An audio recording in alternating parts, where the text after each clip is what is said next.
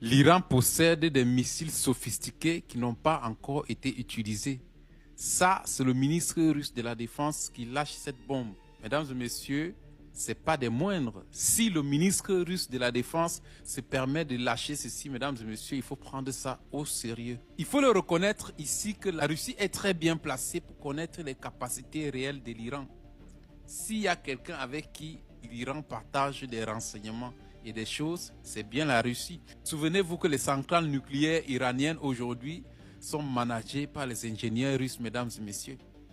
C'est le ministre de la Défense russe qui lâche ça. Ça mérite de s'arrêter un seul instant et de se poser beaucoup de questions. Il faut s'en dire qu'après que l'Iran ait été torpillé et bombardée telle qu'elle a été, ses dirigeants continuent d'entretenir un discours aussi belliqueux et une rhétorique guerrière. Certains pouvaient dire que mais après avoir été bombardé comme on a été bombardé, ils devraient se calmer et appeler à la paix. Mesdames et messieurs, il faut se poser une question.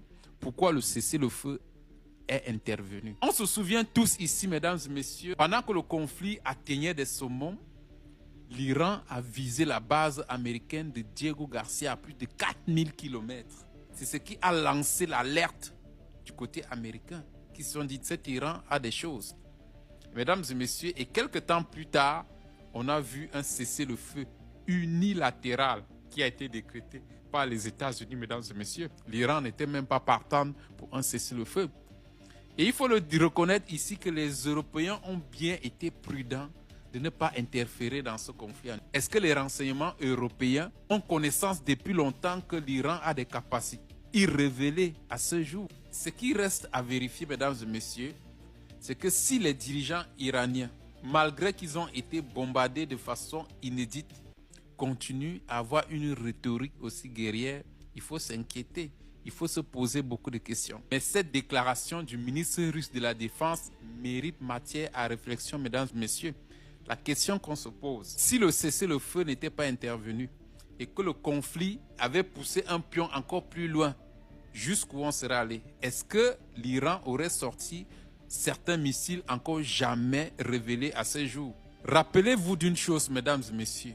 Au départ, les exigences, les réclamations américaines étaient qu'ils voulaient anéantir ou alors ils voudraient que l'Iran abdique de son programme nucléaire.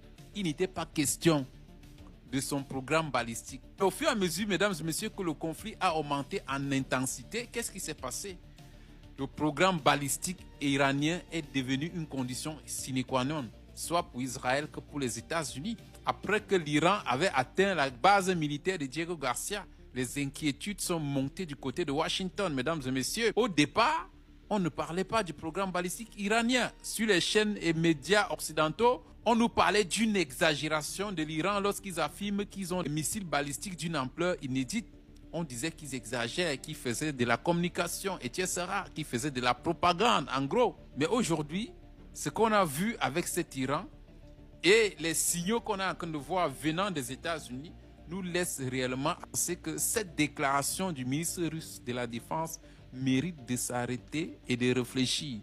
Et si le cessez-le-feu n'était pas intervenu, qu'est-ce qui se serait passé? Et rappelez-vous, les dirigeants iraniens n'ont cessé de dire que l'Iran n'a utilisé jusqu'à présent que son ancien stock de missiles.